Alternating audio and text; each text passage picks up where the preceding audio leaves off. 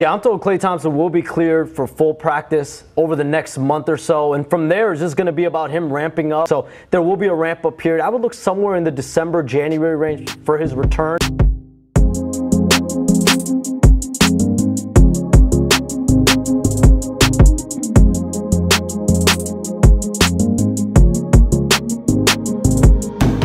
Hey, what's happening everyone? This is Swish Culture. It has been 28 months, or if you prefer, 122 weeks since Danny Green became Dubnation's worst enemy. My bad. Wrong Danny Green injuring Klay clip. Because of what this man did in the midst of a Game 6 Klay insurgence, we have not seen these Flash brothers on the court together in an NBA game for 855 days. As a matter of fact, it has been that long since Klay Thompson has been on a basketball court in an NBA game himself, robbing Warriors fans of his superb basketball excellence.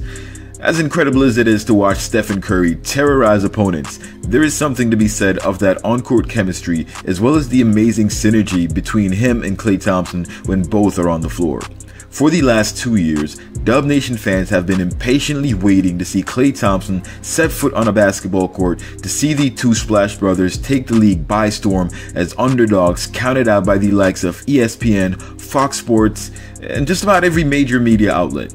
For the last 20,550 hours, fans of Dubnation have been denied absolutely brilliant Warriors performances by these Flash brothers, whether they're handing off to the best of the night or taking turns putting the rest of the league into absolute misery while demoralizing their fans who dare to witness the massacre of their favorite players' egos. But it won't be for much longer, as Klay Thompson will be cleared for full practice by the time we put those turkeys in the ovens. By this time next month, at the very least, we'll have footage of Klay Thompson in full practice mode. So, what does this mean for the Golden State Warriors? Before we get into that, be sure to like the video, subscribe to the channel, and tap that notification bell to stay updated on Klay Thompson, Stephen Curry, and Warriors basketball. If you are not a player or fan of Golden State, this is not particularly good news. I'd venture to say that this is terrible news. This is the type of news where you call your mommy and ask for a bedtime horror story, and she calls up Swish Culture and says, "Tell my child about Klay Thompson's return for the Golden State Warriors." Steph and Klay playing basketball was just different. Ever since these Flash brothers took over as the most dominant backcourt in NBA, no team wanted to be left behind, so what do? They've attempted on many levels to duplicate the unique style of play that only resonates when these two are on the floor. We've had Chris Paul and James Harden, CJ and Dame, Harden and Westbrook, just to name a few, but none ever quite accomplished what these Flash brothers did. This duo has left the rest of the league so far in the dust, their only competition is each other. Steph sets records and in turn fuels Klay to break them. I don't know about you, but Steph Curry's shooting records aren't exactly easy to break. Take for instance, the most three-pointers in a regular season game. Steph had the record with 13 three-pointers in a game set against the New Orleans Pelicans in 2016. 2 years later, Klay Thompson breaks Curry's record, hitting 14 three-pointers against the Bulls, and did it in just 27 minutes. I needed to say that because it appears a lot of people forget just how lethal Klay Thompson is. Now, while the exact date for Klay's return isn't in stone, the fact that it is going to be somewhere between now and the next 4 weeks gives us a lot of hope that it'll be sooner rather than later. If he starts practicing within the month, then we're looking at a starting date no later than December 25th. We know Klay has not been slouching around as he still has been getting in the gym and doing his workouts. The ramp up that follows his clearance for full practice should take anywhere from 2 to 4 weeks and will include 5-on-5 as well as scrimmages. After this, we'll see him get bursts of minutes to get him up to speed of the NBA while continuing to evaluate. We're likely to see a couple of weeks on top of that where he's not quite where he used to be as far as moving on the court, because as we know, it is tiring running back and forth on an NBA court in an NBA game, and absolutely nobody, but nobody, runs like that in practice.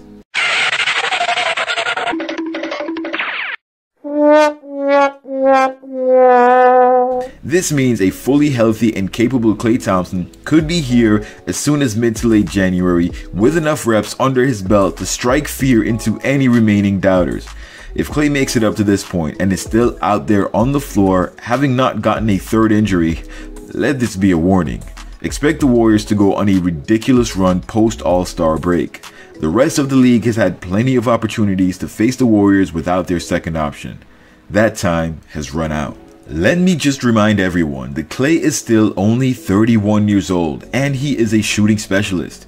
With a top 5 defensive team, the Warriors won't have to immediately rely heavily on Klay being a defensive stalwart of the team, at least before All-Star break. As Klay begins to catch up, the Warriors can depend on players like Wiggins, Draymond, Iguodala, JTA, and one of either Avery Bradley or Gary Payton II for defense. Yes, I just listed 5 of the Warriors players that can guard 1 through 3.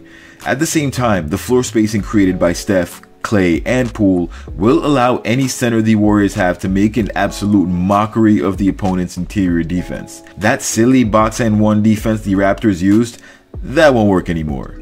That silly box and 1 the Suns used, that won't work anymore. Does anyone care to realize that Steph will be playing with way more spacing than he's gotten used to over the past 2 years? We have a bunch of guys on the team that are willing and able to pass the ball to the open man, a plethora of whom are knocking down their threes at over 40%. In this year's preseason games, the Warriors scored no less than 111 points in any single game, this while holding opponents to just 109 points per game on average. Now, I'm highlighting this because a very important statistic of the Golden State Warriors and what they've hung their hats on this past year is the team's ability to play defense. The Warriors have brought on more firepower than anyone except maybe the Milwaukee Bucks and the Nets, whom I'd say have somewhat similar capabilities on offense, and with that brings a level of defense that few teams in this league will be able to match. Last year, the team's defense was top 5. We have lost Wanamaker and Oubre, who were defensive specialists, but in their stead, the Warriors have, like I mentioned, Andre Iguodala and Avery Bradley. We can have that discussion which duo will do better on defense another time, but I know where I'd put my money. So this goes without saying that the Warriors will not have lost anything defensively. However, they will improve immensely on that end of the floor over last year once Klay has returned. A top 3 defensive team with a top 2 offense is every other NBA team's worst nightmare. If you thought last year's Utah Jazz could shoot threes, let me introduce you to this year 2022's Golden State Warriors. If you thought Utah with Conley, who shot 37% from 3, Mitchell, who shot 36% from 3, Ingles, who's at 41%, and Bogdanovic at 39% were scary, let me introduce you to the league's future MIP, Jordan Poole, who's about to make the leap of the century, having shot 45% from 3 his last 12 games. Otto Porter Jr., who's 40% from beyond the arc over his career. Bjelica the same at 38%. Wiggins, who shot 38% last year with less spacing than he will have this year, along with less pressure. And of course, your hosts and ringleaders, the greatest shooters that the world has ever laid eyes on, not to mention the most prolific offensive weapons in the NBA, rounding out the team, the Splash Brothers, forming the most explosive combined firepower ever assembled on a basketball team's backcourt, Klay Thompson and Wardell Stephen Curry II.